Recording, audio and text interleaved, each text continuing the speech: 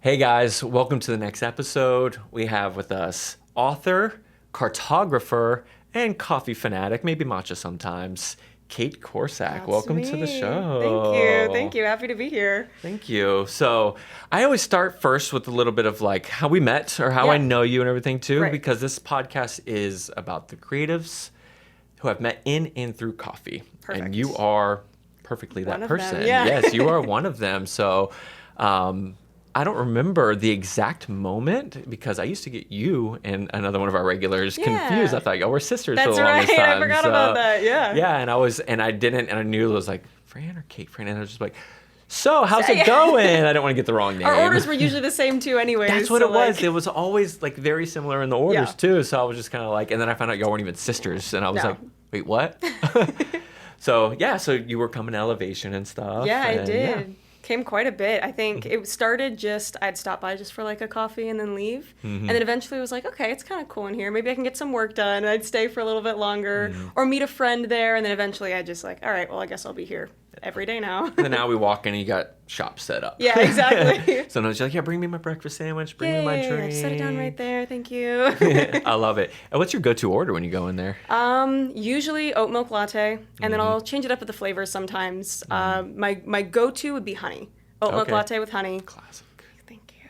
And then sometimes maybe I'll do the cinnamon toast crunch or the blueberry's good. That one's fairly new. I don't know what it is like with that. blueberry with oat milk for some reason. I'm not a big oat milk drinker. I'm not a big milk drinker in general. But something with the blueberry and oat milk, not whole milk though. It's Just so the oat good milk. for some reason. I It's don't know. There's good. certain syrups that we have. The lavender, the blueberry, and there's one other I'm trying to think of. There's a can't remember. rose. Is that the one? Rose, it might be the rose then. The rose, With yeah. oat milk in particular are so freaking delicious. I don't know, it gives it a different creamy texture. And I don't Yeah. know if there's like an earthiness that matches well with Yeah. things that grow from the earth. Yeah, guess. I was don't gonna know. say any kind of like the more floral flavors with Yeah. oat milk. It hits different. It really does. So, but yeah, we're here to talk about your creative outlets and We stuff. So are. you are an author. I am. I Yeah. write books. Yeah, can I you love it. show us the book I that can. your most recent release, Guardian, This was is not your Guardian. first release Was though. not my first, which a lot of people have confused this as my debut because it's the only one I really talk about. So I kind of can't blame them, you know? But I want to talk about the original one because Okay. I think that there's a story there. There I think is. there's inspiration for people who might be listening to this on the other side from it and stuff too. A lot of, because it's not just that. I think most of the people, that's one of the other goals of this, that are on the other side that might hear this. This is not gonna, I'm nobody famous. This isn't gonna have 1 million views, but I think every episode is gonna have the one right viewer Yeah. that is gonna be inspired, that might be like, hey, I want to write. Where do I start? Yeah. And you started. I did. That is better than what 99% of people do. So Yes. whether you want to say, oh, the first book, or you started. Right. That's true. That's true. So technically, Guardian is the third book I ever wrote. I didn't know And that. the second one I ever published. Yeah, so my first book that I wrote, I was probably 16 or 17 at the time. And I remember very vividly having this moment. I was super into Lord of the Rings and Narnia and all Who that isn't? kind of stuff. Of course. It's iconic. It's the classic. You can't. Thank you. Which one's your favorite Lord of the Rings? Oh, Two Towers. Okay. Yeah. Okay. I like it. What can I say? No, I mean, they're all fantastic. They They're all are. one whole movie, though, is the thing. Yeah. But I'm sorry. I got to go with Return of the King, I think. Okay. Yeah. It makes me cry. Every time, dude. You bow to no one. Thank you. That's the scene. Oh my gosh. Every time. Yeah, I'm it like, gets me. "Ah, same. Thank you. Okay. Validating your feelings. Thank you. Yeah, I yeah, yeah. appreciate it. So I remember very vividly thinking, like, Tolkien created this whole world. Why can't I do that? I remember being actually frustrated about it. I was like, that's not fair. Like, he did this whole thing and I can't do that. Why does he get to do it and I can't? And then I was like, Who even is he? right. I was like, he's just some guy, right? Like, why is that fair? And then I was like, well, what if I did? Like, I could try, Yes. right? And so I created this world. It was called Freyanith. This was the very first world I'd ever created. Okay. And the story was called, I went through a couple of different names. I think I originally, eventually. Freyanith. I don't have that one in my Freyanith, notes. I've never no. heard of this one. No, that's the lore from way back This is when. not the curse of Ragoh. Ragoh. Yeah, no, it's okay. not that one. This was different. So I think I called it Little King, is Okay. what I called the story itself. And it was supposed to be a trilogy. I wrote the first book and then dropped it after that. But it was the first world I created. I created these different creatures and species and all of this stuff in this magic system. And then I wrote this book. It took me probably 3 years to write it from start to finish. And it was only about 42,000 words. Only? So for reference, Sounds like a lot. The Harry Potter first book is going to be, I think it's somewhere between 90 and 100,000 words. Oh, wow. So you're so only this like was technically not even a 45% of novel. that. Yeah. Okay. Not even a novel, technically, because a novel has to be 50,000 words to be considered a novel. So it was technically a novella. Yeah, novella is under 50,000 words. Interesting. Okay. Yeah, Learning something new here. You are. So that was my first book, though. And I wrote it. I actually finished it in a dual enrolled class in college. That was like my final project for the year because I was like, I'm going to get it finished. And my professor was like, I believe in you. You could do it. Oh, he was like, you can finish that. Yeah. And so I did. That was my final project. And I genuinely thought I could never write anything better than this book. I thought this is a masterpiece and it needs to be seen by the world right now. Oh my gosh, I love it. Thank goodness I decided not to publish it because it was not ready by any means. It's a first novel. Yes. And I think that's what a lot of writers really put a lot of pressure on their first book and then it has to be perfect. But I think a lot of us forget that like you're learning as you write that first book. It's a learning process and its only job is to exist at the end of the day. That first book is going to teach you things about yourself, about your stories, about the way you operate, the way you write. And so there's so much pressure put on, oh, well, J.K. Rowling and Tolkien, whatever, they wrote their first books and it got published. Tolkien's first book didn't get published. Wow. He has others. Well, I think it got published eventually, but it was not his first book published, right? He wrote all these little stories before he got to The Lord of the Rings and The Hobbit.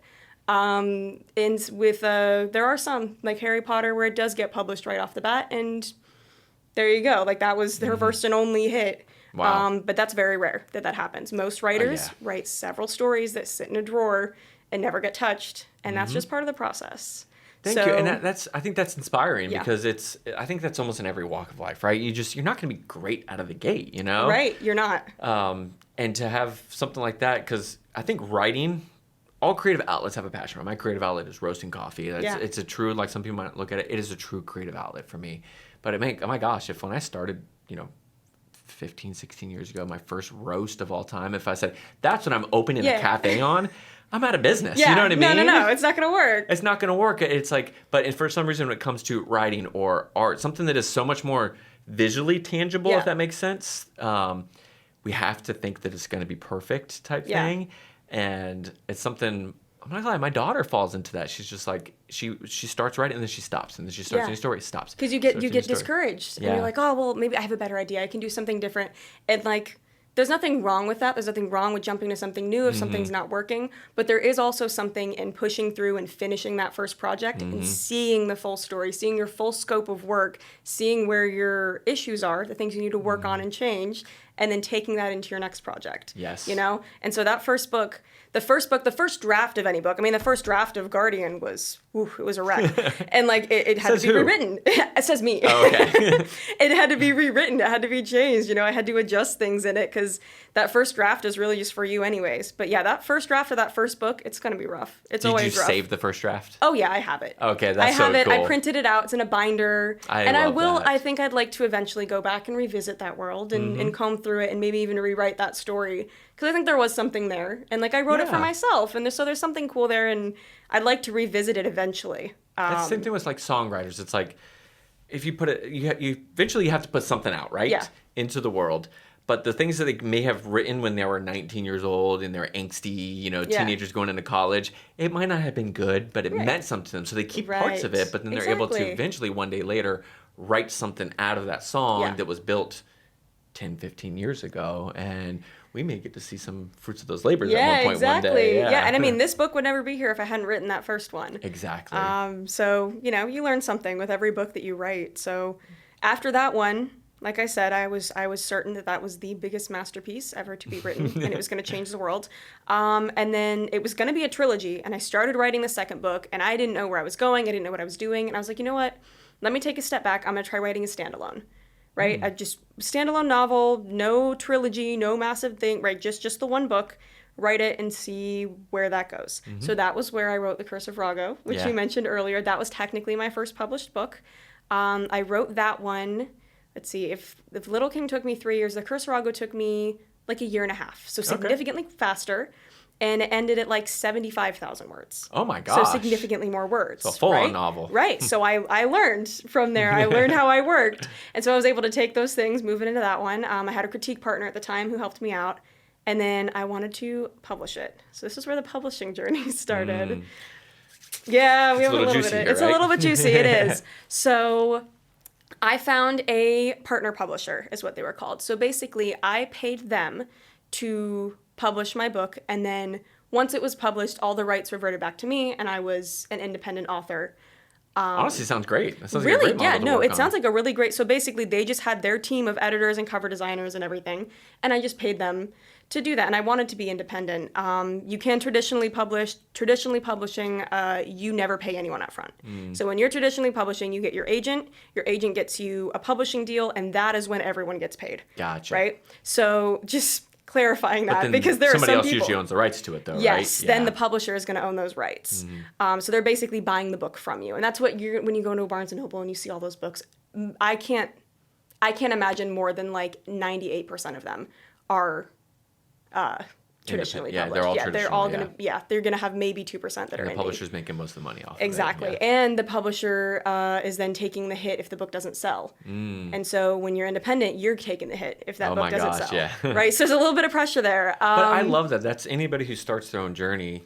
The stressings and the blessings, you get to own them all. Yes. And I think that's a story to be told as well, which is, you're telling it right now, and I just interrupted you. Yes. So No, keep going. you're good. No, you're good, because that's so true. Like there was a part of me that I was like, I don't even care if this sells, because I want it out there. Like Yes. that's what was important to me.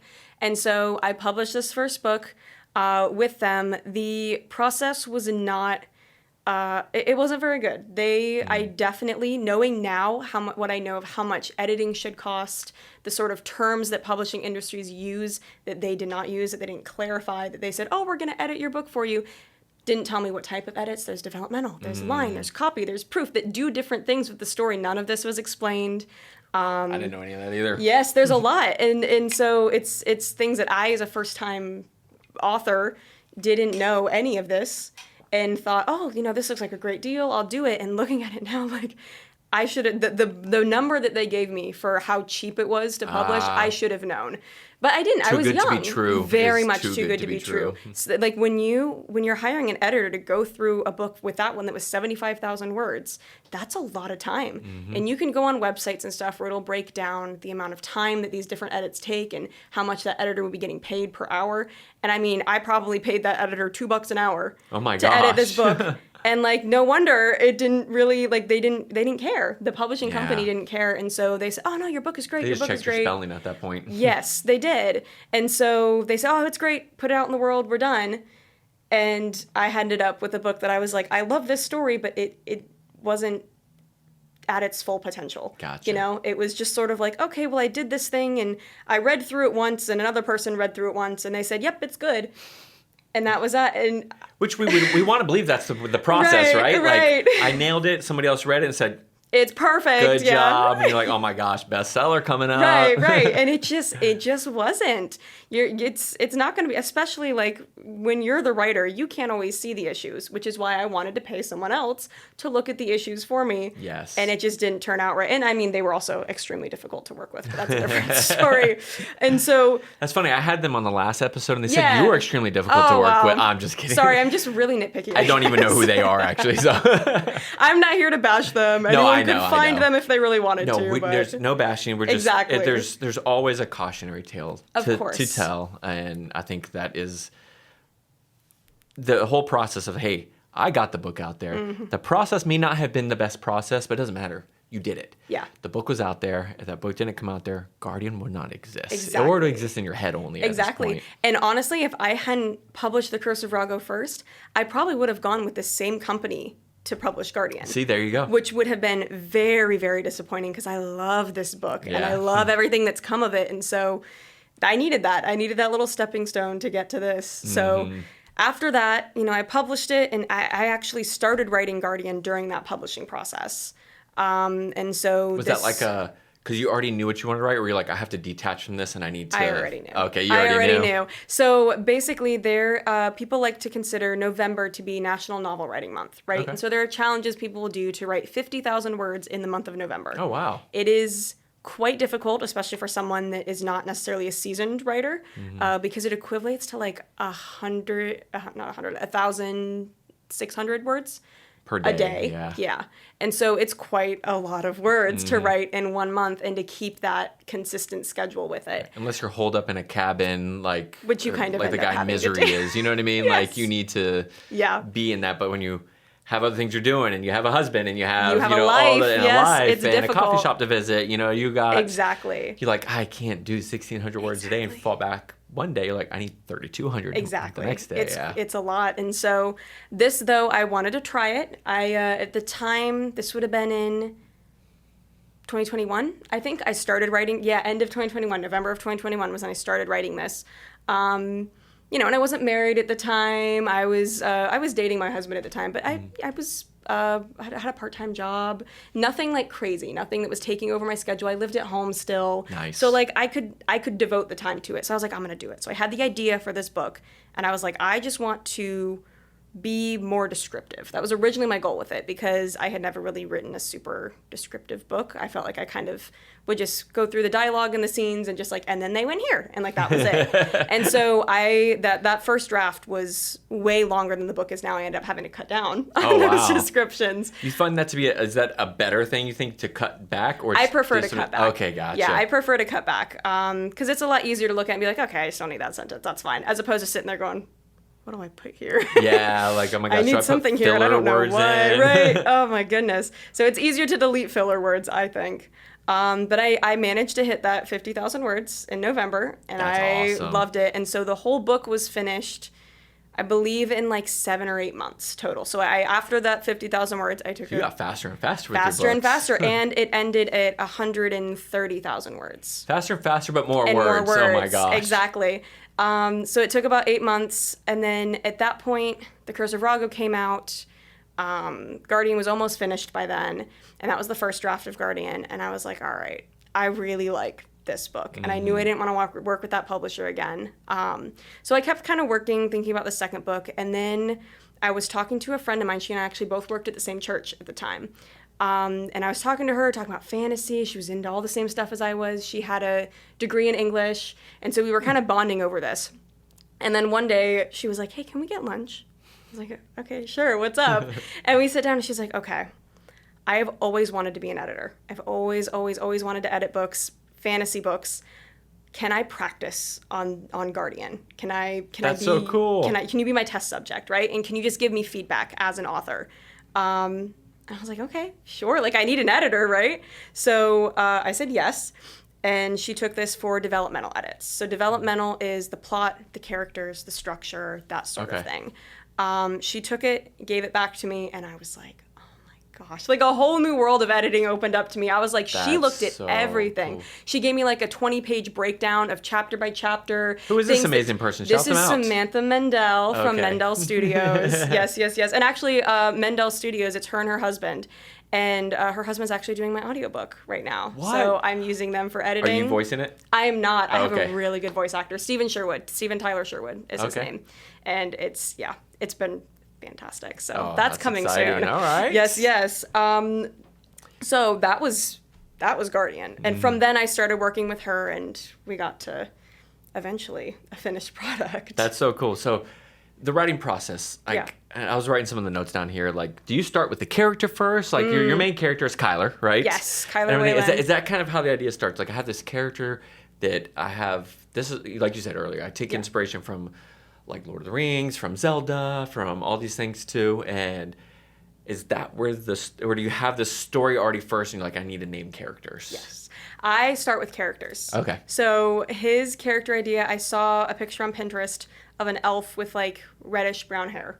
And I don't know what it was about it, but I was like, I want to know who that guy is, right? For some reason, something about the character design, the facial expression, the hair, it was different than elves that I'd usually seen. And I was like, I like this, right? Like, I want to know who this guy is. And so I started creating Kyler as a character. I knew I wanted him to be a soldier. Okay. I liked that a lot. I wanted to go the route of like big wars in the elven realm sort of thing, right? And so I thought, okay, main character who's a soldier. And then I wanted to have alchemy in this world.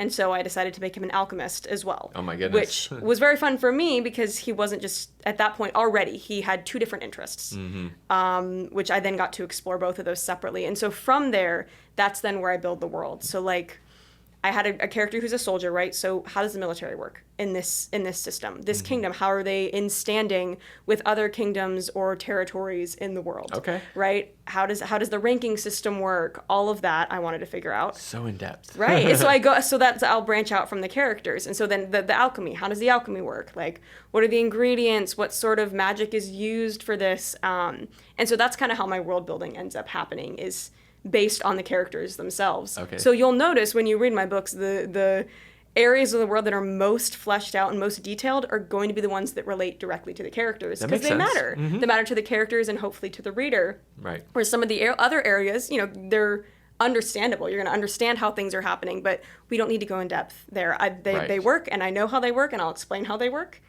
And then we don't have to go into all the little details. I love that, because I think sometimes you can get not bored with too much information or too much. You can get overwhelmed with it. You can get overwhelmed with it, and there's sometimes where the right amount of information is the intrigue in it. Like, I want to visit the Shire, maybe not other parts of the world building in Lord of the Rings. But they did that because 3 of the main characters are right there and stuff. So we're like, let's build this world first, or this part of the map, or whatever it is. Yeah. And then from there, we're going to go on a journey, but we're not going to tell you about the spot we just drove through, other than the fact that dwarves matter, or whatever it is, exactly. you don't need to know any more than that. Right. And there's some people I think it's an art form in telling every single bit and piece of it, but at some point you're kind of like, got to move the story along too. Right, exactly. And I feel like it has to relate to the story. So I know how a lot of these things work, and if you want side stories for this little town over here, I can give it to you. Oh, that's so cool. But we don't really need it for the book, and so that's not something I'm focusing on when I'm working on this book and how this story is going to be told. So that's so cool. So then you're building that. Do you somehow, the main villain, there has to be like, the antagonist that's in there. Does that come next? Does that come later? Is that something that develops because of you want the contrast of your good character that you're building, or do you have that in mind already? That's a hard one, because I'm trying to think of how our main villain in this is Orisis. Now, I know the anti-hero, I guess you could call him, is sort of our adverse. I'm a sucker for a good anti-hero. Oh, me too. His name is Breakru. He comes in about halfway in the book and is a pretty major character throughout this book and the second book, which is the final book. The second book was actually supposed to be originally all about the anti-hero. It was going to be fully based around him, and he was going to be the main character. I decided not to do that, but that was the original concept. Spin-off maybe one day? Yeah, right, exactly. I might do it. That was the original concept for it. But the main villain, I don't remember exactly how this came about, but our main character, right, he lives in the Kingdom of Sanner, and the Kingdom of Sanner serves the god Adoni. And this world has 2 gods. There's Adoni and there's Orisis. Okay. And they are the antithesis, is that the right word? Yeah. of one another. 2 different hemispheres. Yes, they are each other's opposite. So they are beginning and end, creation and destruction, good and evil, basically.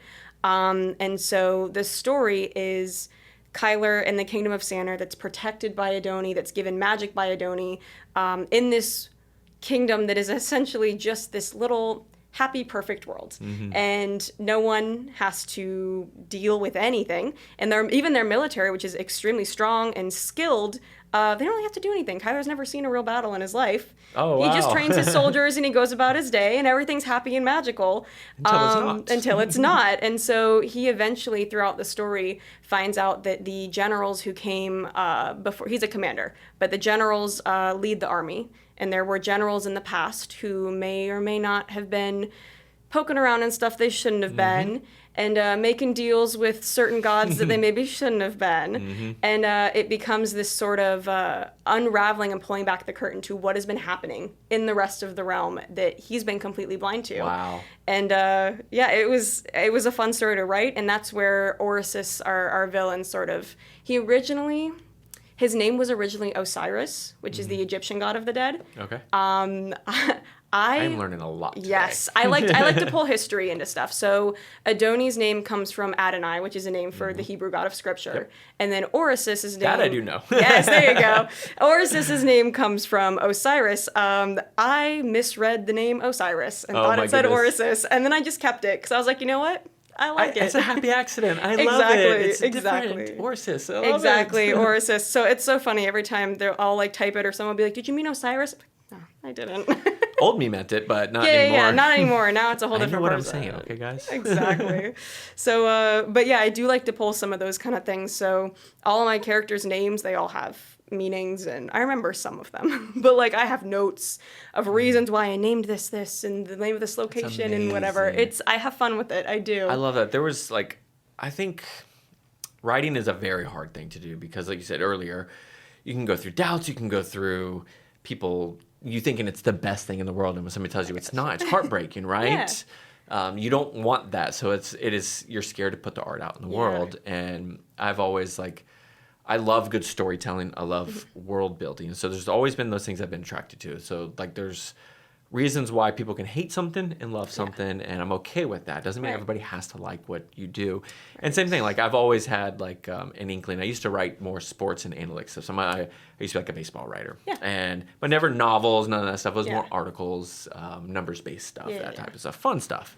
But I always had a story, and that was the same thing. It always started with the main character, right? And same thing. And I was like, I have a spreadsheet still to this day where I'm like, I'm fleshing this out. But then I realized I'm not a good writer, actually. Like, I almost failed English in high school. Like, why do I think I can do this? You know what I mean? So something like that. Like, what would you tell like maybe a kid that's going through the same thing, saying like, the writing's not good, this and that. Like, I need new words, which is something I saw that you posted recently. I thought that was so cool and inspiring. What would you say to somebody who's like kind of questioning those things, but they know, not for me, but somebody who's like saying like, no, I know this is my passion. Like, how do I break through that wall? Yeah. So I actually had somewhat of a similar conversation with a friend of mine fairly recently. She's working on her first book and has been hard on herself and really like, well, it's not turning out the way I want it to, and maybe I just need to fix this, and I need to redo this, and I need to whatever. And eventually we came to the conclusion that your first book should just be like the Lego movie. And it does not have to be meaningful. It doesn't have to have all of the little details in place. But it just has to be fun. Everything is awesome. It's exactly what you want it to be, right? And just have fun with it and get that story. Skip the parts you don't want to write. If you have like a cool scene, this one scene, oh my gosh, I really want to write the scene, and you know it's going to be good when you write it, write it. That's great. And like, just do that. And then you can fill in the other stuff around it too. Do you ever get the fear that a scene is so great you want to save it for the thing that you want to do? You know, like, I mean, I think that's kind of the fear that happens sometimes. Maybe you're just like, oh, this thing, like, I love what I'm doing. This thing is good. I'm going to put it out in the world. But that one scene, I know it needs to go in here, but it's so good. Yeah. Do I save it for something else? How do you fight that battle? Well, once again, not everything needs to be published. Not everything needs to be out there. And so if you want, put it in this book, and then maybe you decide later that you don't want to publish this book, and that's fine. And you can take that scene. I mean, I've done that with some of my stuff. There you go. Taken a scene from my my first book that, you know, I did like that character design, right? And I really liked that. So what if I just put it over here into a different context? And there we go. You can reuse your own stuff. You're not stealing from yourself. Right. You know? I guess that's so true. Yeah, you're not stealing from yourself. It feels like it in a sense, it right? does. But you're more of, it's yours. It's your property. It's all yours. From a former self of you. But that's good. That former self did something good. So exactly. So, and then I know that you're always learning when you're writing. My biggest thing when it comes to actually writing, putting words on page, I always say readers are writers or writers are readers, vice versa, whatever. You got to be reading in your genre.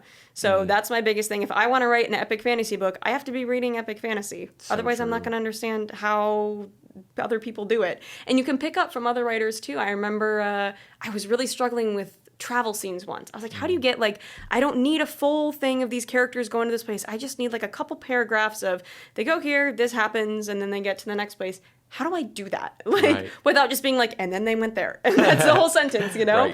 And I was reading a book. I don't remember what it was at the time.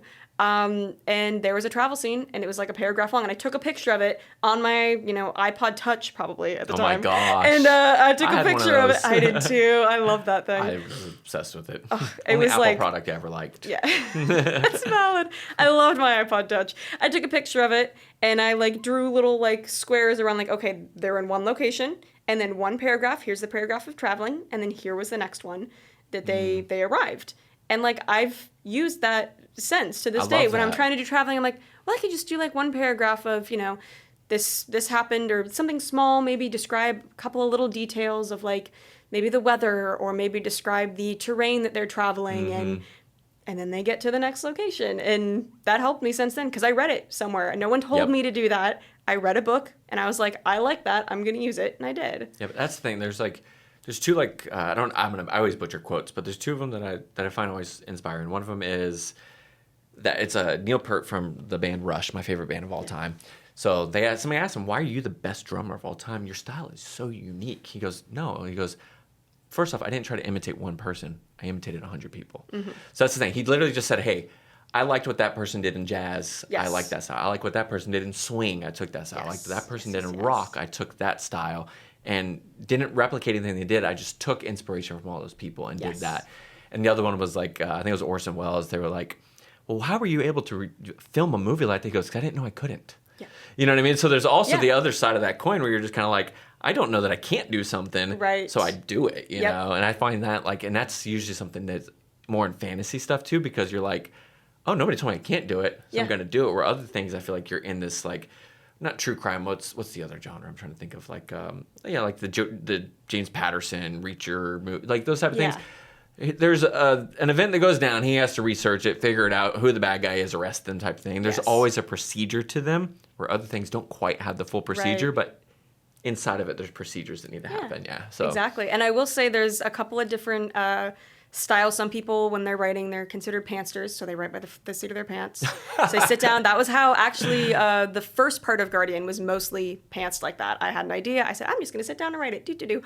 And that's fine. That usually just requires more work on the back end because then you have to fix the things that didn't make sense. But that's fine. That's part of the process. And then there's plotting, where you plan the book out first and then you go and write it from that. Do you do that chronologically, or are you able to like write this piece and then this piece? So I tend to write chronologically. I like to start at chapter 1 and get through it like that.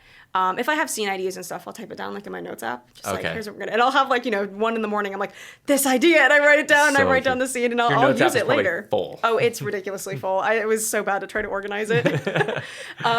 But I like to use now what's called Save the Cat beat sheet, 7-point beat sheet. And so what it does is it kind of breaks down a general structure of the story, Act 1, Act 2, Act 3. Right? And then it gives you 7 plot points within those 3 acts. So the opening scene, right? The inciting incident, which is where your character gets personally involved into the story, right? And then they have, I don't remember all of them. I know the midpoint should happen halfway through the story where something goes wrong, right? And so it's a very generalized plot that you don't have to stick to exactly, but it gives you sort of an idea. Most books follow these same kind of structures. Yeah, that makes sense. Right? And like I said, there are other ones. That one's just my favorite. It's just a general structure. And it gives you an idea of where you're going. And so I can use that. It's not super specific. It's not scene by scene, right? I like a fairly looser outline so I can play within those individual scenes, but I know where I'm headed. I know where I'm going next, and I can sort of guide the story in that direction. And it helps. I'll write, a couple of paragraphs of here's kind of what I want to happen. And between this scene and this scene, I'm thinking, something can happen with this character. And I want to bring this character in here. And I have this one idea that really got this book going. And I want to make sure that scene comes in and I'm thinking that's going to fit around this area. Gotcha. Right? Okay. And then when I start writing, I know where I'm going. I know what's happening. I know what I'm writing towards. And if I get stuck, it's like, all right, well, I got to get to this next point. So let's just get there for now, and then I can come back to this later if I need to. That's good. There's so much detail that it's a lot. Goes into a book that, there's a lot of bad books out there too. And then you're like, this book that has detail. It's like, I love how you can, because it's your creation. You can recite it well, but you have fans too that know the name of all your characters. They know the maps. I think that is so cool, though, at the same time. It is really cool. Have you seen the crop top conspiracies regarding my book? Oh, my gosh. So I had an artist. His name is Duncan. Duncan Draws is his Instagram. I love him. He's fantastic. My seat. Yeah, exactly. Oh, my gosh. He's amazing. He's done so much fan art for this book, and I actually have purchased some of it for special editions of the book. Okay, I see you post fan art a lot. Yes, Duncan is amazing. Okay. And he did one piece of fan art of my villain, and I love it. I think it's fantastic. And for some reason, he's holding his hands like this, right, in the picture, and he's staring at the... Right, with the hands. Gotcha. Yeah. And just menacing and stuff. And I found out after a couple of months of, resharing his art over and over that people thought that his hands were his stomach and the in between of his fingers was his belly button, and he was wearing a crop top. And this was a whole thing. I was like, there's no way people actually think this. So I posted on my story. I was like, does anyone else see this? Like, this had to have just been one person. No. Oh my gosh! So many overwhelming. people thought that it was a crop top and didn't realize it was his hands. They thought his fingers were abs. I'm gonna have to like cut to this like in where we posted the little like because this is hilarious. I will show you the I gotta art. find it. Yes. And so Duncan, thinking this was hilarious, then decided to do a series of my characters in crop tops. So he did Orisis and Adoni. I think he started with just Orisis and Adoni. Another artist did Kyler and Nova in crop. I mean, oh my gosh! And then we got Breekru in a tracksuit at one point. That was a whole thing. Oh my gosh! So the crop top, it is in just a tracksuit. In a tracksuit. What era is this set in? Is this set this is a classic fantasy. Okay, we're like medieval here. Okay, there's no tracksuits back then. There's no tracksuits. But that has just become a thing, and so every now and then, I post a video about Orisis, and the comments will just be, "But he wears a crop top, though, right?" Oh my gosh! But crop tops, right? When is he wearing a crop top? I'll post about my the second book that's coming out. So the characters are wearing crop tops in this one, right? Oh my gosh! You should just post a picture of your husband wearing a crop top. Yeah, like, exactly. Here you go, guys. Like, this is Chase, crop top, there you go. You're like, babe, can I stop now, please? I know. A friend of mine, she took a picture of Orisis, one that Duncan had done, a beautiful like scenery that he'd done, printed it on a crop top and is wearing it. My It's her Orisis crop top. She thinks it's so funny. It is funny. But also, what an honor to have people do this. This is so cool. It is. It's really cool. So I always give my followers and my community like a really hard time about the crop tops. I'm like, stop torturing me. But like in reality, it is probably one of the coolest things because they have a little inside joke without me. I love it. I didn't have to start this inside joke. They came up with their little inside joke. Right. And I think that's so cool. And it's luckily not at your expense, right? Yeah, exactly. Yeah, it's just Orisis's expense. That's fine. He might be the god of okay. destruction, but like, Yeah, I mean, if he was real, he could probably destroy them, but whatever. Yeah, it's like, fine. Keep one of his crop tops. Man, the crop tops. I love it. That's fantastic.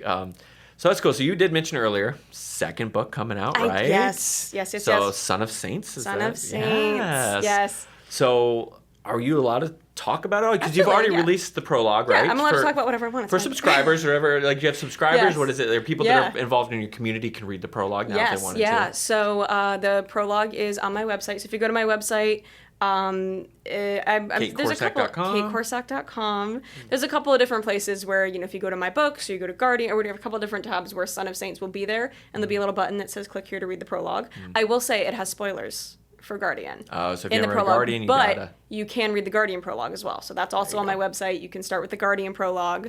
Son of Saints releases July 31st. Wow, date set in stone. I know. I'm nervous about it. I wanted it to be sooner. I did. But in that developmental phase, there were some issues with the book that just needed to be addressed, and my editor was good enough to tell me, hey, I know what you're trying to do here, but it's not working. Mm-hmm. And you should rework this. And she was right. What a great editor. Oh my gosh. Yeah, she was honest and kind, but honest, and she's right. And so I took a little bit of extra time to rework the things and rewrite the things that needed to be redone, and it is significant. And I mean, I wasn't quite feeling it yet, and I was like, maybe it's just me, right? Like, and I asked her, I was like, do you think this is okay? And she was like, no, I get what you're saying. Like, it's not quite right. I mean, it's your creation. You know in your gut if it's not feeling it. It's not a sense of lethargicness or whatever it is. You're not just exhausted from it. You probably are exhausted, but you know the difference in those feelings. Yeah, there's a difference. You know the difference. And I was just like, oh, there's something not right about it. And like, I tend to be, I am my own worst critic, but I'm also my own best cheerleader. When I do something that I love, I'm proud of it, and I'm going to stand by it. That's amazing. And so when I know something's not quite working, I'm like, I'm gonna dig into it, and I don't want to put something out that's not right. And that's where I can be my own worst critic and say, there's something not right here. So I'm going to fix it because I care about it. And so it pushed That's such a good thing to have, though.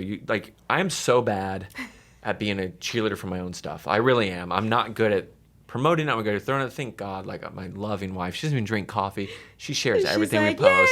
Yay! She is just like, oh my gosh, we have this event coming up. It's so funny when people meet her, they're like, oh, so what's your favorite coffee? She's like, I don't drink coffee. I'm a Dr. Pepper girly. Hey, my husband, he's dyslexic. He doesn't read anything. There you go. He's really excited for the audiobook. But honestly, okay, I'm with him on this. Okay, yes. I want to love reading, right? my ADD, and then I read this. I saw this one thing sometimes that is like if you read like this, and there's a certain. And I was like, that's exactly how I read. Just like all over. Who was in my brain? Yeah. And they're like, oh, you probably have ADD, you know, or whatever it is. And I was just kind of like, okay, well that tracks as well. Yeah. Audiobook though, I'm like, cool. I can rewind something much easier than going back and rereading it because then I get frustrated. Yes. I'm like, why did I read those words backward?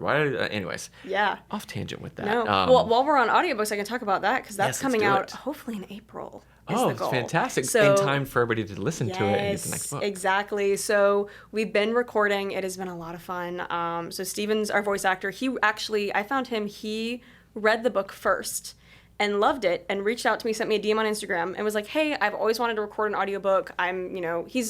I wouldn't call him a new voice actor. Like he's been doing this for a long time, but he's been looking for like bigger and bigger gigs, right? So he's done commercials. When I first found him, I think he had just done commercials, and now he's been in a couple of TV shows and stuff. So he's getting up there, right? But he'd never done an audiobook before, and he was like, he's a huge nerd, and so he was like, it's been my dream to do an audiobook. Like, would you be willing to? And I was like, I don't know who this guy is. I was like, send me your send me your little like reel, I guess, your little voice trial. Let me hear you, right?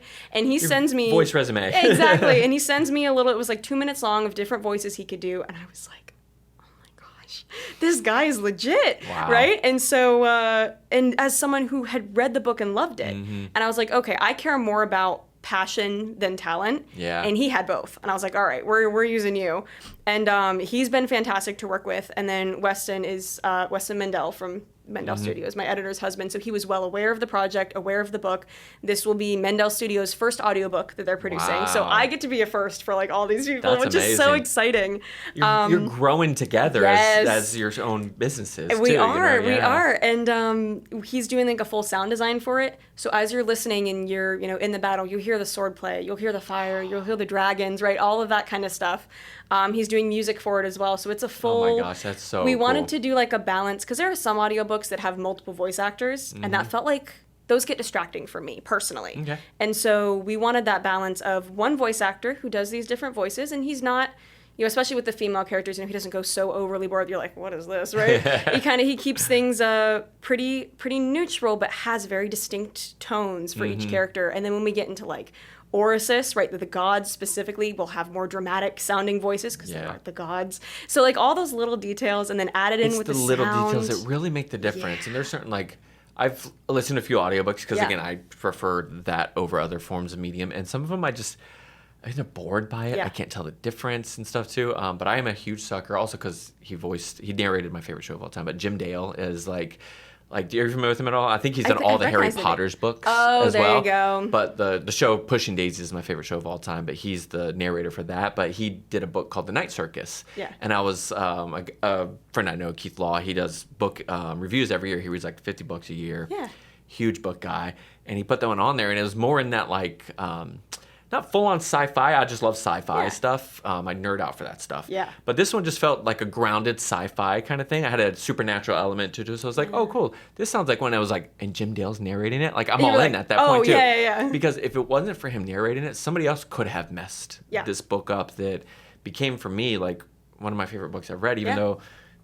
I didn't actually read it, It's the way he narrated. So, that was a long-winded way of saying, narrators and people matter. who read the books for you on audiobooks, they really do matter. They do. And it was so funny. The first time the three of us, me, Weston, and Steven, hopped on our first FaceTime call, we were going to kind of make sure we were going to work well together. It was our first sort of like, hey, let's meet each other. And, this is kind of the team that's going to do this audiobook. We turn on our cameras, and I'm sitting there, and behind me, I got my Master Sword from The Legend of Zelda, and I got my Witcher Sword from the Witcher series, right? Both hung up on the wall. Steven has a massive map of Middle-earth behind him. That's amazing. And Weston had all of his Star Wars Legos behind him. Gosh. And we all just looked at each other and were like, yeah, this is the team.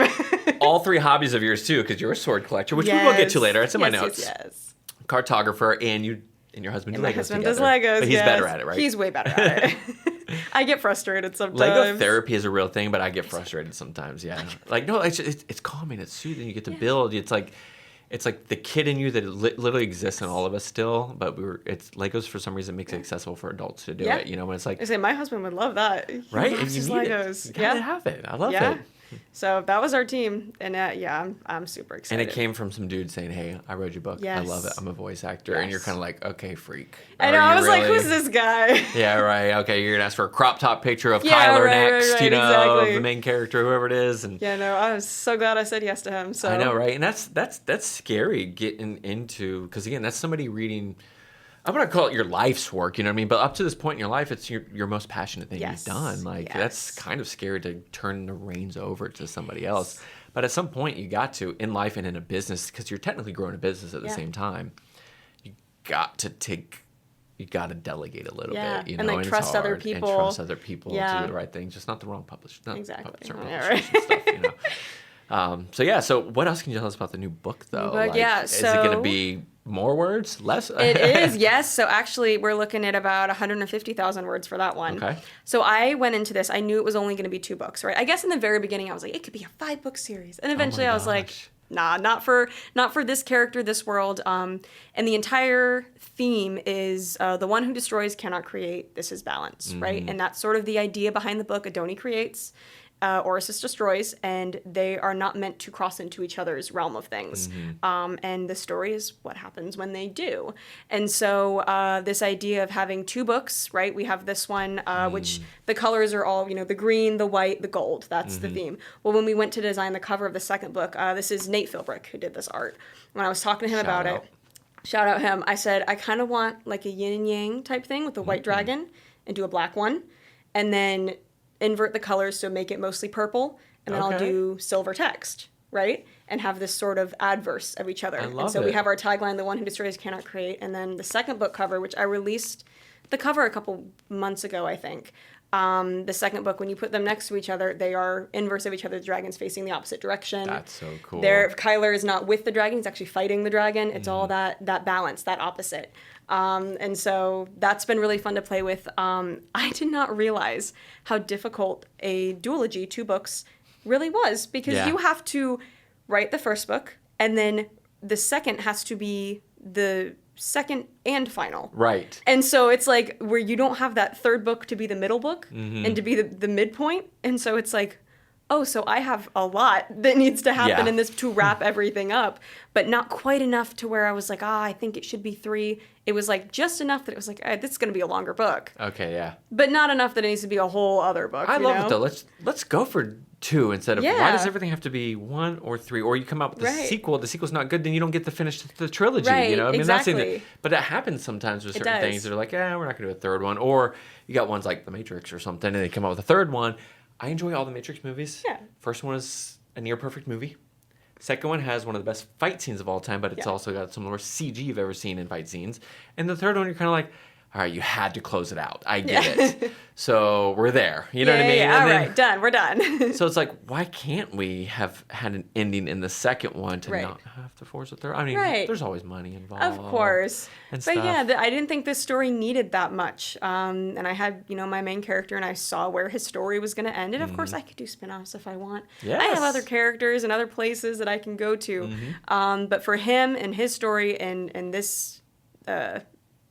time frame of the world, it only needed the 2. And I liked the 2. I liked the balance aspect of it. I felt like it all worked really well. So I will say this was very difficult, especially because up until this point, I haven't written a second book. This is my first second book. Wow. Right? And so like I said, writing your first book is a learning challenge. Turns out writing your first second book also a challenge. I wrote several drafts, I think probably 4 or 5 drafts of this book where I would get like 70,000 words in and go, nope, this is not right. What? Scrap it and restart. I did it several times. Oh my gosh. It was very difficult. And the one that I submitted to my editor, I had pushed back a little bit before that developmental edits because I had to redo the first half of the book. I was almost ready to go to her, and I was like, this isn't right. Actually, ironically, I was sitting in Elevation, reading through it. I was like, all right, I got like 2 weeks till it's due to her. Let me start reading through. I got to chapter 13. I know exactly where I was sitting. I was sitting there, I got to chapter 13, and I was like, nope. Like, this isn't right. But chapters 1 through 12 were right? No? No, that was why I got to 13. I was like, I haven't liked anything I read so far. And that's when I was like, oh no. That's so hard. Yeah. Oh my gosh. It's like, but that's the thing. It's not wasted time either. It is all repetition, it's process, it's learning. You're not just tossing something out. Right. You're learning. And it's something I was mentioning to another guy in one of the other podcasts was like resilience is a word that I think people need. Like, and another thing I always talk about is like when I talk to most successful people, they're not people that are like, oh yeah, I did that thing, I quit it and started a new thing. I did that thing, I quit it, I started a new thing. They're like, no, I did it for 10 years and then I had my break. Yeah. You know, there's, my coach says all the time, he goes, I'm a 25-year overnight success. You know what I mean? Yeah. He's just like, no, it took me 25 years to get to this point, but you just found me. Yes. Doesn't mean I was an overnight success. The 25 years went into it. Same thing with this next book that's coming out, July 31st. July 31st. It went through this to, you mean, toss it. This to toss it. Hours and hours and hours of work. Yeah, try and fail, try and fail, try and fail. Right. And then once it stuck. But I was like, okay. you keep getting up on the Yes. horse, you know, and that's the thing. So many people, I feel like, it's just, we've always had a world of instant gratification. We need that. We see it. But nowadays, it's even more so than ever because we only share the big victory on social media, whatever it is, you know, and you're like, oh, same thing. Everybody's an overnight success when they're not. Exactly. And I know just the resilience of that, I think, is fantastic. Telling that story, like, hey, all of y'all that read my book and you love it, I failed 4 times before I got to this version of it. Like, so glad you guys love it too, because if I would have released it before that, it would have been a different story. This conversation. Yeah, no, exactly. So, yeah, I'm happy with where it is now. I'm in line edits at this point. So actually, it's due. It was supposed to be due next week. I had jury duty all week this week. Fun. Yeah. So it's probably going to be a couple of days late to my editor. I've already talked to her about it. Did you get put on a trial? Yes. Oh my gosh, are you allowed to talk about it? Or I no? am. It was terrible. It was the worst. Was it like a murder trial? No, it was boring. It's one person suing another, got an offender bender. Oh, jeez. And claimed that her back was like completely destroyed and she needed surgery and all this stuff. And the guy was going maybe 4 miles an hour. He took his foot off the brake and bumped into her. Yep. And we had to sit through 4 days. That's also the world we live in nowadays. Everybody just wants, again, $800,000. everybody wants a quick buck for something that doesn't. Yeah. It was kind of insane. Absolutely ridiculous. Oh. So I spent 4 days doing that where I could have been editing. Thanks a lot, lady, wasting our time. Yeah, exactly. My gosh. So now, like I said, it might be a couple of days late. I've already talked to my editor. She's like, that's fine. Take your time, dude. Take it up with Pasco or Hillsborough. I don't know which one you're exactly. in. I was going to say, I'll just take a picture of the thing that they tell you to send to your boss. They give you like a paper that's like, oh, give this to your boss to prove that you were in jury duty. I'll just take a picture of it, send it. I'll send it to my editor, be like, here's my proof. There you go. So, but yeah, I am line editing, which is basically a little bit of structural stuff. Any of the structural stuff that the changes that I made last time, like maybe they didn't carry through the whole story. So she might be like, hey, this scene right here, you might want to, tie back into that thing that you fixed earlier, right? Some of those sort of things. And then a lot of sentence structure, repeated phrases. Oh my gosh, everything in my book, so my characters have dragon scales on their earrings, or their ears. That's what they wear to mark their military rank and which branch of the military they're in. So our main character wears green and brown scales for the Land Brigade. Apparently, his scales are jingling and ringing in his ears and tolling against each other throughout the entire book. Okay. Didn't realize I did that too much, but it's everywhere. Oh my gosh, it's everywhere? It's everywhere. Oh my goodness. The cape, he usually wears a cape. It is apparently constantly snapping and being tugged by the wind and hitting his ankles and all of the things that capes do, apparently. Why not? It's all over the place. So it's that kind of stuff. And you put it in every single scene, right? Yeah. Every single scene. Who, it's like the glass shattering moment where like you're not aware of the things happening. Who's the one that pointed it out to you? My editor. Your editor? Yeah, okay, yeah. It wasn't you finding it yourself, it was the editor? Yeah, no, I got an email. She sends me an email along with the line edits. And she did give me, there was one slightly larger developmental thing that she just was like, you need to iron this out, right? I see what you're doing. Let's make sure that this is clear to the audience because it's not clear to me as the editor what you're trying to do here, right? So just figure it out, make sure it's clear. Cool, great. The next paragraph. Here are I think she called them my, it was repeated phrases or, my, whatever. The phrases I use too much. Yeah. And, tolling and ringing and tingling and I don't know, all the things that scales do, I guess. Did too much of those. So it was right there in the email. So I was like, ooh. So then, so how does that process go? Do you go back and take them out? Yeah, Do you so, reword it? Yeah, I go chapter by chapter. So within the document, there are a lot of, she'll leave comments. She left so many comments and edits that my computer couldn't open the Word document. I had to split it into 2. Oh my gosh. To get through everything. I asked her to do that. So sometimes she's a little, if there's an author who's like, oh, like I'm nervous, whatever, she might not get as nitpicky with things. Mm-hmm. I have told her be as nitpicky as you can with me. I like the nitpicky stuff because then I know as I'm going through it, like I can choose to decline anything she says. I don't have to take any of her advice. But if I didn't even know that it was a thought, then I don't have the opportunity to decline it. And I want that opportunity to make the choice, right? There was actually, with Guardian specifically, our main character starts out very arrogant, very prideful, and that was on purpose. I wanted that for him, and even though he never fought in a battle, whatever. Oh yeah, no, he's so like I'm Mr. That guy, Man. And it is obnoxious, and that was intentional. And as we were going through the edits, my editor had said, "Hey, just so you know, readers might not like this. They might not like your main character because of this. It might take them, they might put the book down before he becomes a better person later on." And I chose to keep that. And so when I get reviews of people going, oh, I DNF'd it at 5% in because the main character was too annoying. Oh, gosh. Okay, it doesn't hurt my feelings. Right. Because I did that on purpose. Gotcha. I knew that might be a problem. And I chose to do it anyway. You got the information back. You're like, no, this is part of his arc. I need this to be in there. And that's okay. And when I told her that, she was like, okay, well then we are going to work the story in that direction. That's the direction you want to go. So let's make it happen. Right? And so we did. And I'm super happy. I've read this thing 100 times and I like it every time, That's amazing. Had to re-listen to it for the audiobook and I still enjoyed it. That's fantastic. So, it's what I wanted to do, and I had an editor that was willing to work with me on that. So even with this, really nitpicky little things, make sure you're saying this right. This sentence is a little bit long. You might want to cut this down. You repeated this in this area. Like, decide if you want to put this description here or there. Pick one of them, that kind of stuff. That's so great. I'll go through. I could definitely see that happening just with everybody in general. Like, my wife gets me because I have certain phrases that I constantly say. Yes. And they don't make sense half the time, I say usually, always. Yeah. And I can imagine, like, if I were a writer, I would write something similar to that, like 72 times throughout the first couple chapters. And you would need an editor to be like, what does this mean? This is actually, like, counterintuitive to what it actually means. The amount of times that I've come across a comment where she's highlighted something and just said, what does this mean? And most of the time I'm like, delete. Yeah, I don't know. And that's where being an overwriter, like sometimes I'm like, I think I just put that sentence in to try to hit my word count goal or something. Oh my gosh. It doesn't need to be there. Delete. Bye. Perfect. And it's good when that works out like that. So. Yes. All right, so we've talked a lot about the books and everything too. Yes. I want to get into the world building of the maps, the cartography and stuff too, because are they related to the books or is this something totally different? So they started because of the books, right? Okay. So that first book, Little King in the World of Freyanith, right? Mm-hmm. That was the first map I ever made.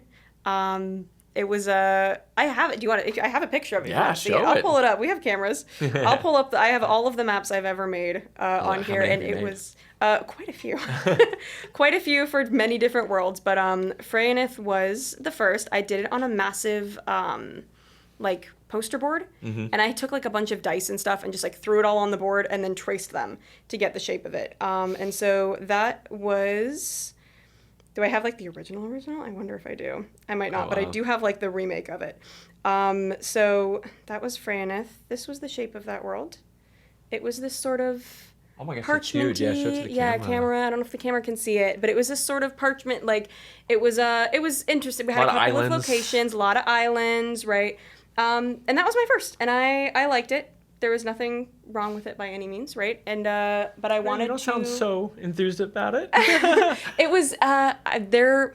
I didn't understand distance when I did that one. So my characters walked, thousands of miles in 20 minutes. Hey. And didn't understand how that worked. But that's okay. But it gave me locations and stuff, and like I said, I drew it on. I still have the poster board up in my room somewhere. So that was the original, and then I found Incarnate. So Incarnate is where I make my maps now. It's a digital map making software. I pay, I think it's $20 a year for the pro version, but they have a free version that I started with. I used the free version for years. I'm due to make some updated tutorials on how to use Incarnate because I absolutely love it. So you do tutorials for other people? I do, yeah. So I did them all over fantastic. TikTok. Oh my gosh. I have actually. This was funny. Yesterday, my aunt texted me. I'm old. I don't watch TikTok, so That's I'm sorry. fair. No. Well, I have a YouTube tutorial, and my aunt texted me. I think it was yesterday. She's like, "Hey, your uncle is playing around with Incarnate right now, and his friend sent him a video. Said, here's a great tutorial, and it was you." Oh my gosh, that's amazing. That's me, I guess. Uncle's like, is our niece yeah. famous? He's like. I know her. Wait a minute. So I started that and eventually worked my way making different styles of maps, different types of maps. The map in Guardian was made with Incarnate. Look at her. Oh, wow. She's so pretty. I am very happy with this one. So you got your own written notes in your book? This is a friend of mine annotated this for me. Okay, This cool. was her gift to me. She bought, I think I sent her an early copy to read just for fun. She was a good friend of mine. And she sent it back to me completely annotated with all these notes and stuff about how much she loved it. Aww. I cried. Of course. I cried. So, Tears of joy. I know. I was like, oh my gosh, you love me. So yeah, that was, I use Incarnate for all of my maps since then. I love it. It's one of those programs, like once you get the hang of it, you can do a lot of cool stuff with it. So you've built these different maps. Are they all part of the same wide world or no? Okay, so Like, I go back. Is this a shared Korsak universe, Yeah, you know? right? Like, so I have, all of them are their own worlds, right? They're like Vellichor and Guardian is Vellichor. I have theories for how some of my other worlds for others books could potentially connect. And it's one of those things of like, it wouldn't be enough by any means to where like you would have to read all of it, right? But like maybe we have like a world hopper, someone who shows up that maybe they're wearing something that's like, ooh, the real ones know. Yeah. You read Guardian and then you read another book and you're like, wait a minute. I love the Easter eggs like that. There's like one of my favorite creators, Brian Fuller. He created Pushing Daisies, did the Hannibal series.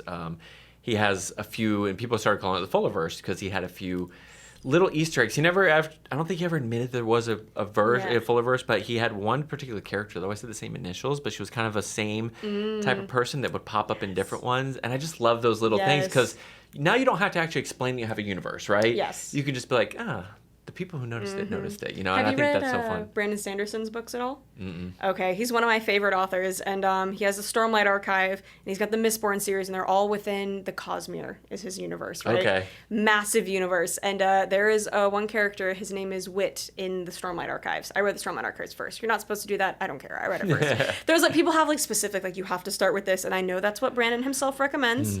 I started with the Stormlight Archives, and I love Kaladin. Sue me. So Wit is his name in there, and then you're reading Mistborn, and you're like, hang on, wait a minute. I know that. And then you read Trust of the Emerald Sea, and you're like, I know that guy. Okay. That guy, I've seen him before. He likes to pop up in different books. He's the world hopper. That's and so so cool. he'll be there, and it's all I'm a sucker connected. for, because you don't have to have continuity between all of them, but Right. there is a connection to all of them. And I think that's fun. I think that's great for the fans, for everybody that's involved. How do you keep the continuity of the books too? Because you have so much detail, so much world building, so many. Like you said, you have the elves, you got the dragons, you've got like, all the different things. The continuity, not just from chapter to book to book, your second book. Like, how do you know to go back? Like, wait, am I gonna contradict myself in a certain spot? And I have. There have been a couple of times actually. There was a big plot thing that I wanted to do with Son of Saints, and I got really far with it. And then when I was listening to the Guardian audiobook, I went, "Oh crap!" See? I said something else, and at the time when I was writing it, it wasn't a big detail. It didn't really matter. I kind of just threw something in. It was just a small little thing that I didn't plan to make a bigger thing in the second book.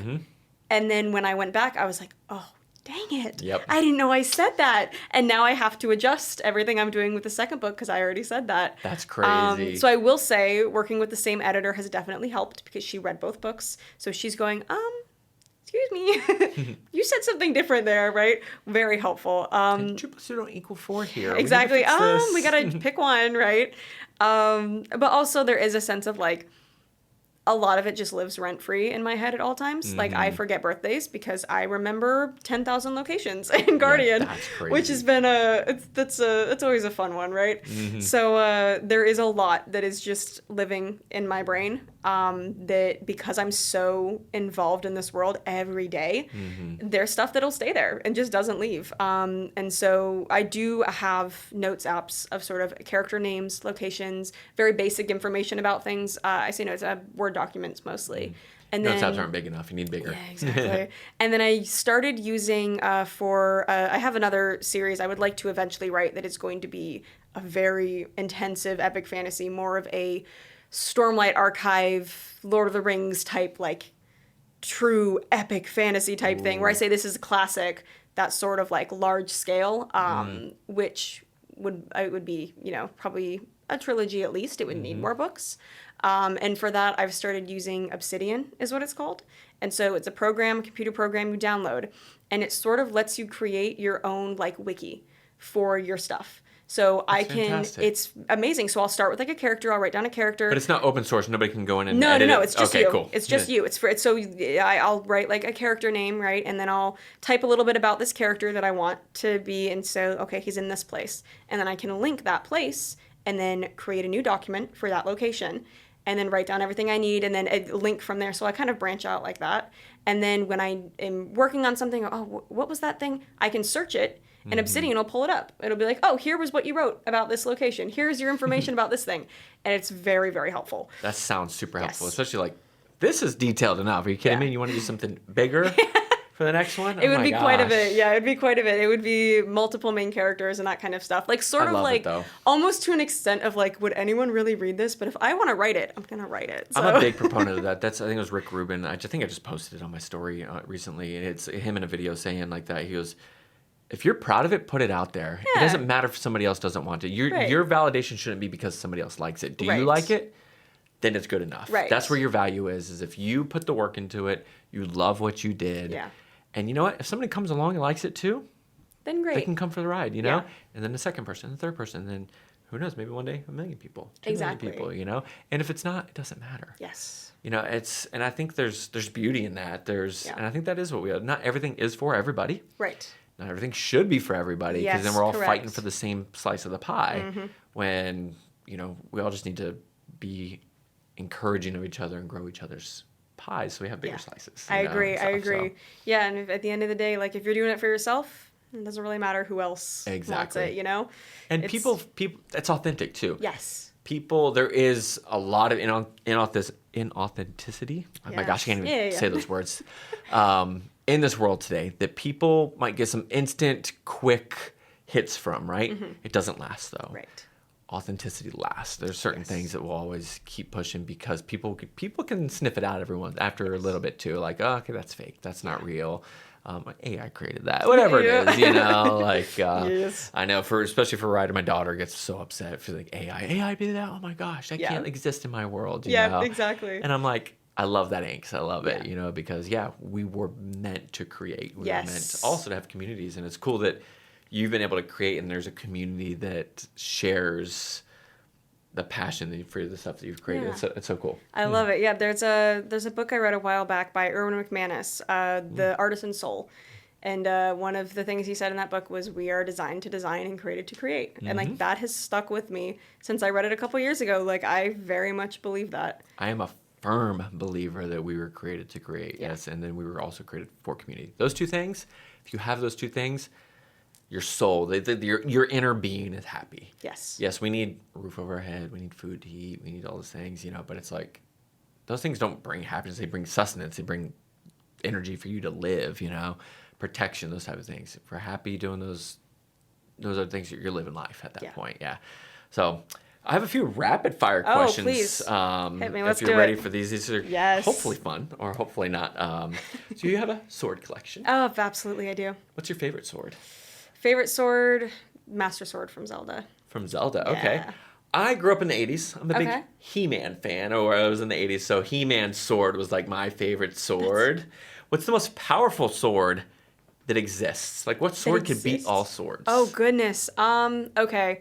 I'll do a Brandon Sanderson then. I would say one of the shard blades from the Stormlight Archives. Okay. Those things are indestructible. Okay. Those things are alive. They have spirits attached to them. See, I like stories like that. There's I'm blanking on it. I'm a comic book nerd, and the Black Knight, he's one, and I think they even brought it up in like one of the end scenes of one of the Marvel movies, and he gets this sword, the same thing. It's got like the souls or something in it, and it's supposed to be able to like cut through anything. Yes. It's indestructible, you know, and it's like those type of things. You're kind of like, well, then what can destroy it? Like it has to have something to oppose it, you know? Yeah, right? I'm always like, no, nothing. Yeah, those shard blades, and then they got the shard plates the armor that can go against the shard blades, can protect against them.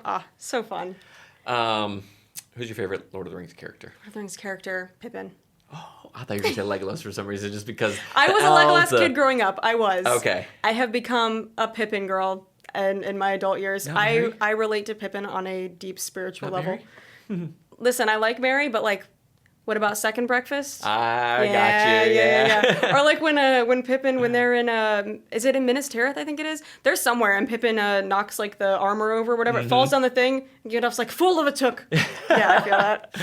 Yeah. I love you quote everything so well. Oh my gosh, I forget all those things, and it's funny because I Legolas as well for me for the longest time, but did a rewatch. My daughter watched him for the first time, and Samwise. I'm so sorry. Oh, I love Sam. It does not exist. He to me, there's no main character. There's a lot of main characters in it, you know. Lord of the Rings is not what it is without that character and the way that character is written and what he did. I mean, I don't know. Sam's, I don't know, he's the one that brings me to tears almost every, like in scenes. There's and stuff some good in this world, Mr. Frodo. Oh my gosh, so good, man. It's fantastic. Okay. What is your current favorite show on TV? Favorite show? Arcane League of Legends. Okay. On Netflix. What's your all-time favorite show? Avatar: The Last Airbender.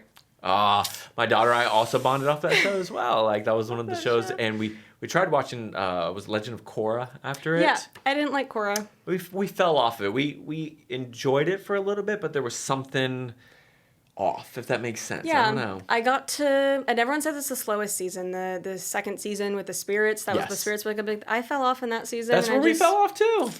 I know it's like slower or whatever, but like it just wasn't Aang. Like it wasn't the gang. I needed them. Well, there's a thing with like I don't mind slow. I like progressive. Like there's a show like on TV right now called Severance. It's super slow moving and everything. I love that. It's just there needs to be something else if it is going to be slow. I don't want slow for slow's sake. Yeah, I agree. Like bring something, cinematography, right? Whatever it is, the dialogue. Like great dialogue could be a slow movie as well, but the dialogue's so good, you're still enthralled by it. There was something, I'm with you that I was just kind of like, where did this one go? And my daughter was definitely not paying attention as much and stuff too.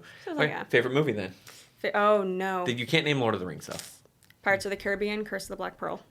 Okay, that's a interesting Love that movie. I love that movie. Why? I love Pirates of the Caribbean. I always have. Okay. When I was a kid, we would go to Disney. We'd ride the ride, and like I thought it was so cool. I don't know what it is about pirates. I have a pirate story that's sitting in the back of my head too. That would be more of a fun story. Like it would be less world building, less lore. One book. More, one maybe two, and more just like it's like chaotic teenage pirates in a sort of arcane type world. So it's what would that be considered? Mage punk. Okay. Right. So it's like steampunk, but instead of steam powered things, it's magic powered things. Oh my gosh, I've never heard of mage punk before in my life. Yeah, and it would be a little bit of a chaotic story, and it would be pirates. Because I love pirates. Are you a big Gasparilla fan then in Tampa? Not really. Okay. I've never actually been to Gasparilla because I feel like it's not the reason I like pirates is like the pirates. Like we are pillaging, plundering type. Like we are Jack Sparrow, They're compasses. pillaging, plundering Bayshore Boulevard. Apparently. And blocking all the roads. I think we went to like kids Gasparilla as a kid. Like my mom would take me and it was like, okay, but like this is like, okay, like we get the treasure or whatever. Okay, I want like the cursed items, right? Yeah. I want the immortal pirate who can't be killed and the ghost ships and that's what I want. Okay, so you want the full lore behind it, not just the dress up. Right, exactly. But I was like a pirate the last like 5 years for Halloween. Wow. I got like multiple pirate costumes. I'll go to the Ren Fair. So you don't just redo the same one? I would change it. Yeah, no. I do a different vibe, right? So I do like the white shirt with a black corset. It's a basic, and I've got like a black shirt with a green corset. Okay. And I can mix and match, right? I can do all the things. I got the pirate medallion. Yeah. Oh my goodness, you got it all. I love pirates. So you just went to the Ren Fair. My daughter, the one up in Dade City? Yes. My daughter went to that too. She had a great time. The freaking road that leads the bumps to the entrance though. I thought we were going to lose our car. And I'm saying, you're seeing like full-on It's so SUVs bad. going like 4 miles an hour. Yeah, no, it's like, ridiculous. It's ridiculous. That's the Ren Fair experience. You got to have the crappy dirt road. I guess so. Go in there, you get yourself a $7 watered down lemonade and a turkey leg, and you watch the joust. And I even asked my daughter, I'm like, so did you watch the joust? Or if you know, I think so. Like, you didn't like the joust? No, not really. I'm like, come on. We had Sir Leon. We had the villain. Oh, yeah. We were on the villain side. He burned down orphanages and killed his father, and we were Leon. He had a backstory. He had a backstory. Oh my gosh. We would get it throughout the joust. They'd be like, "And Sir Leon, the disgrace," and we'd be, "Boo, Sir Leon." No. We said when he said he burned down an orphanage. You know the guy. We said, "Well, they deserved it." Oh my gosh, you guys were defending him burning down an the orphanage. whole time. That was our guy. That was man. Ride or Sir die with Leon. Sir Leon. Yep. And now we don't know where he is now, right? Yeah, Hopefully he does Ren Fair. I think he died in the joust, but that's okay. Oh no, spoiler. Yeah, Sir Leon. All right, what's your favorite book of all time? Oh no, of all time. It's not yours, of course. Yeah, right. Goodness. Hang on, that's gonna take me a second. I'm like going through my shelf in my head. What is my favorite book of all time? Because I've read, like I said, I'm a big fan of Sanderson and I like his stuff. I have some books like that I read when I was little. I read like those fairy books, the ones that were like Ruby the Red Fairy or whatever.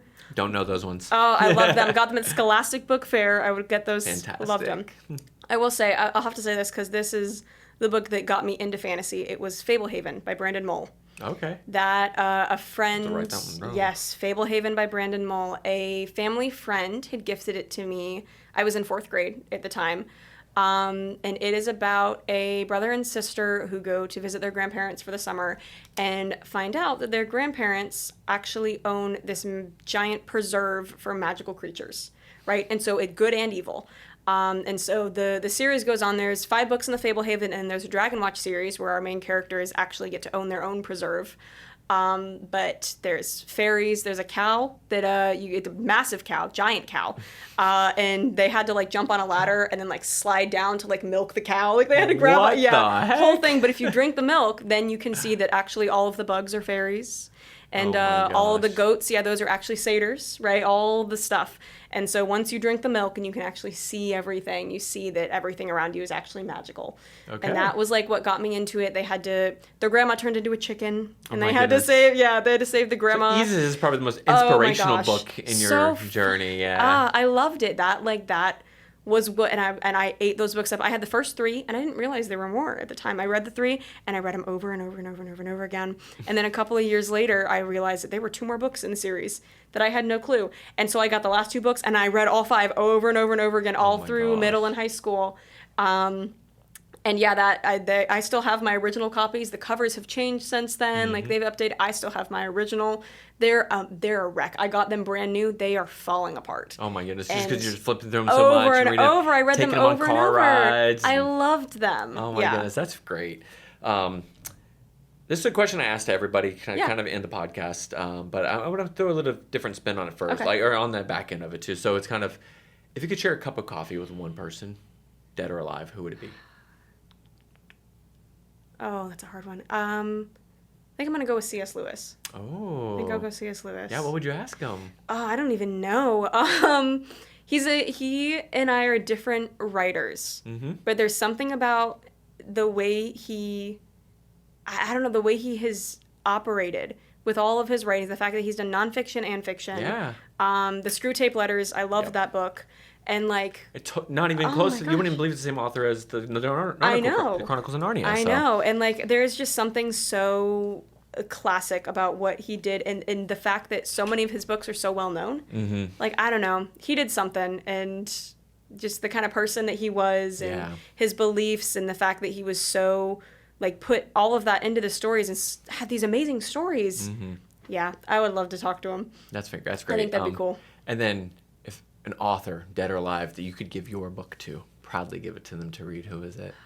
Is it C.S. Lewis again? I think I would go with Brandon Sanderson this time. Oh, okay, which I cool. did get to meet him. I know many authors who've actually handed him their books. Oh, He that's cool. actually almost endorsed this. What? That's sort of a fun story. I had Almost. reached Brandon, out. I know, endorse it. Brandon, come on, dude. So he was working on Wind and Truth at the time, which is one of his newest books that just came out. the end of the Stormlight Archive, it was a big thing. It was a big deal. And I reached out to someone. I found her email in the depths of his website. I went everywhere until I found the one person who was supposedly in charge of Sanderson doing blurbs, endorsements for books. And I reached out to her. Her name was Ariel. I don't know if it's the same person now. And she was the only person. I reached out to so many authors, traditional and indie. And of all of them, besides the people that actually endorsed the book, she was the only one that actually took me seriously and said, hey, look, Brandon's pretty busy right now, but let me see what I can do for you.